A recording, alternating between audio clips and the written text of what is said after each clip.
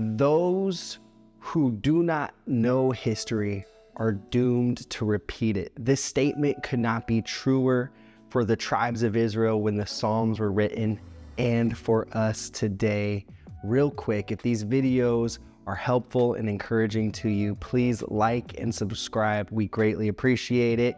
Over here, as we dive into Psalm 126, we will again see the importance of remembering what God has done for his people in the past and the implications that it has for today.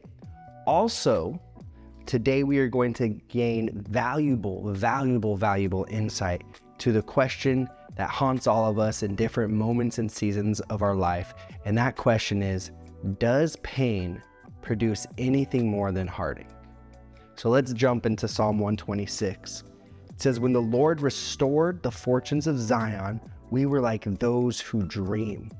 Then our mouth was filled with laughter and our tongue with shouts of joy. Then they said among the nations, the Lord has done great things for them. The Lord has done great things for us. We are glad. Restore our fortunes, O Lord, like the streams in the Negev. Those who sow in tears shall reap with shouts of joy. He who goes out weeping, bearing the seed for sowing, shall come home with shouts of joy, bringing his sheaves with him. So as we read this psalm, we can break it into two different sections. And I call the first section, verses 1 through 3, remembering. The second section, verses 4 through 6, right now. So let's start with remember. Verse 1, it says, when the Lord restored the fortunes of Zion, we were like those who dream. Wow. Like those who dream.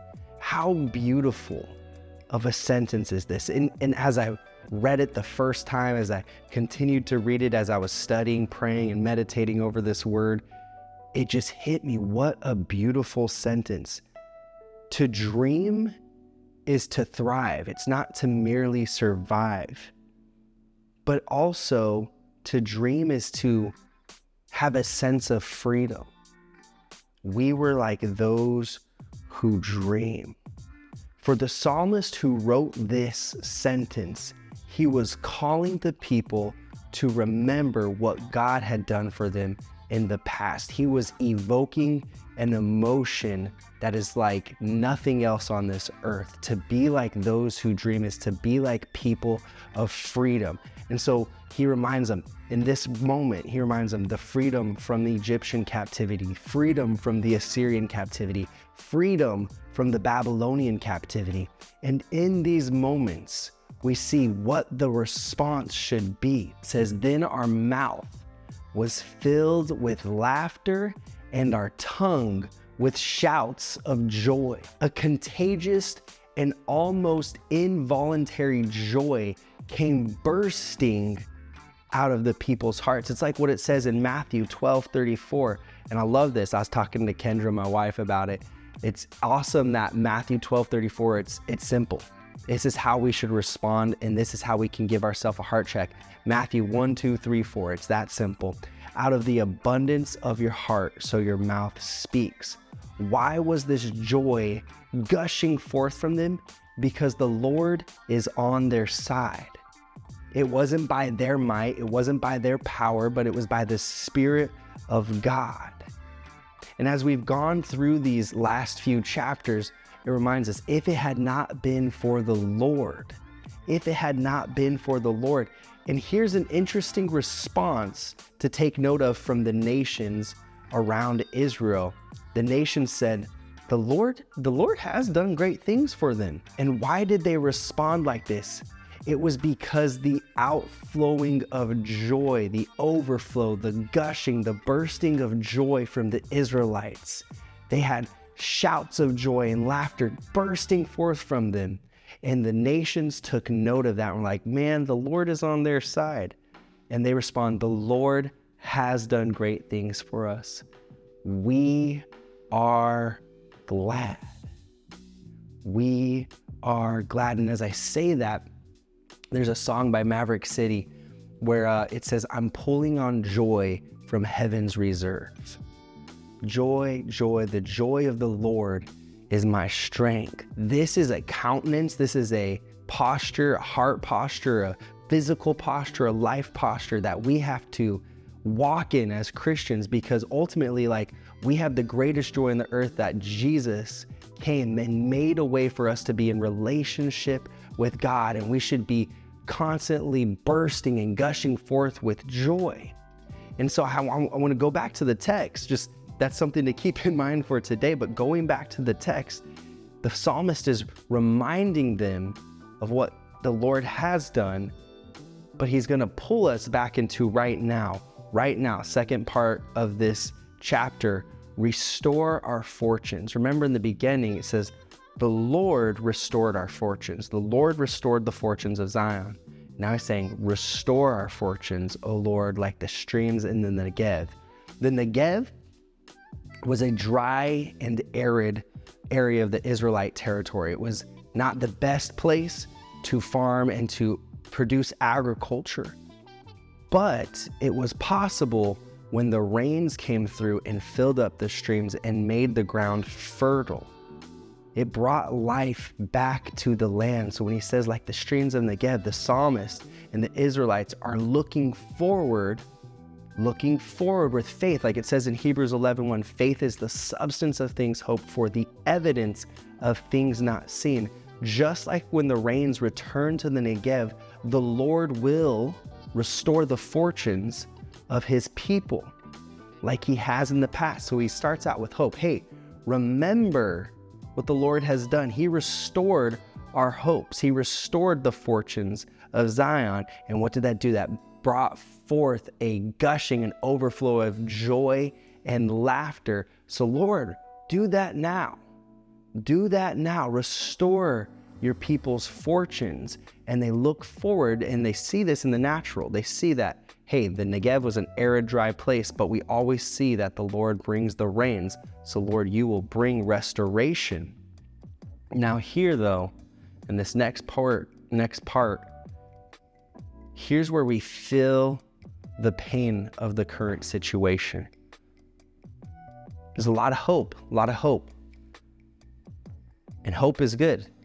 Faith is the substance of things hoped for, the evidence of things not seen, like I said earlier. But that doesn't take away the pain of a current circumstance. He writes, those who sow in tears. Those who sow in tears. And it's here where we find the answer to the question that pains us all in different seasons and moments in life. And for some, it's more of a constant pain, and for others, it's seasonal.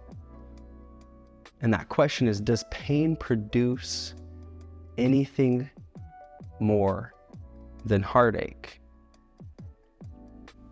And it's interesting because recently I finished a book, a great book. It's an easy read, and I highly recommend that you press pause, you go put it in your Amazon, or you go check it out from the library, or you go to a local bookstore, even better, and you purchase this book. It's called The Tale of Three Kings. And it's a short historical fiction story about King David, King Saul, and Absalom. And in this short story, it focuses on what separated David from his predecessor Saul and his rebellious son Absalom. And it's beautifully written because it evokes a lot of emotion. It makes you look internally at your heart. And at times we all have hearts of these different men, but ultimately we want to be like David. That should be our heart's desire, because David was separate. He was unique. And we see that it was through the agonizing, tumultuous, solitary pains of David's life that made him unique. He was completely broken before God. And it was in that brokenness where God could mold David to be a man after his own heart. And often when we go through difficult, trying times, we ask God, why are you putting me through this? Or why are you doing this to me? And I'm sure David had moments where questions like that arose in his youth when he was out in the fields and the mountains all by himself with those sheep and his brothers are off doing other things. I'm sure he's like, why am I the one left here? Or I'm sure when he was fleeing Saul all alone in the wilderness, I'm sure he asked, why are you doing this to me? See, his questions transformed into a posture of complete submission to the Lord, regardless of the situation and indifferent to the outcome. See, what we learn from David, that in order to become a man or woman after God's own heart, we cannot fret over why we're going through this particular situation. And we have to resist the urge to ask God to take us out of the situation. Because it's in the crushing where God makes and brings new wine. It's in the breaking where trust and faith is developed. It's in the valley of tears where we reap with shouts of joy. And in fact, I love what it says in Isaiah 61:3. Console those who mourn in Zion, give them beauty for ashes, the oil of joy for mourning, the garment of praise for the spirit of heaviness, that they may be called trees of righteousness. He who goes out weeping and bearing the seed for sowing shall come home with shouts of joy, bringing his sheaves with him. The burdens of your heart, the pains that you're going through, the tears that you sow, all of those, when brought into submission, faith, obedience, trust, full trust in the Lord, birth the blessings of God. And those desires aren't placed in us by our own desires. They're placed in us by God. And the amazing thing is that when we sow those tears, we come home shouts of joy, but in abundance. In abundance. And this is, yes, an attitude and a posture of praise and a joyfulness and a peace. But remember when we talked about peace in the last video, peace means so much more than just peace. It's protection, it's freedom, it's prosperity, it's abundance, it's blessing. So when we trust God, when we fully lean on Him and His understanding, it brings an abundance. And I love that concept, bringing home sheaves with Him. When we sow with tears, we bring an abundance, an overflow of joy to the people in our lives. In Galatians 6:7-10, it says this: "Do not be deceived. God is not mocked, for whatever one sows, that will he also reap. For the one who sows to his own flesh will from the flesh reap corruption. But the one who sows to the Spirit will from the Spirit reap eternal life.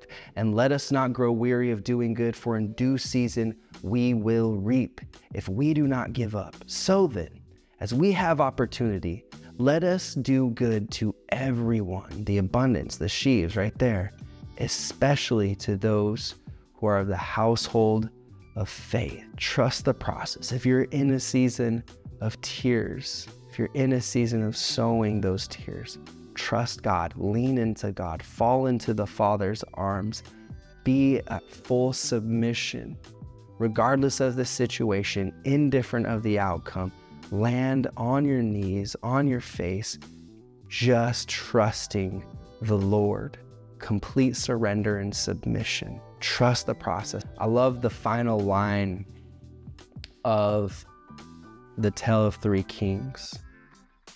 And we can learn a lot of it, and it can encourage us as we wrap up this study today.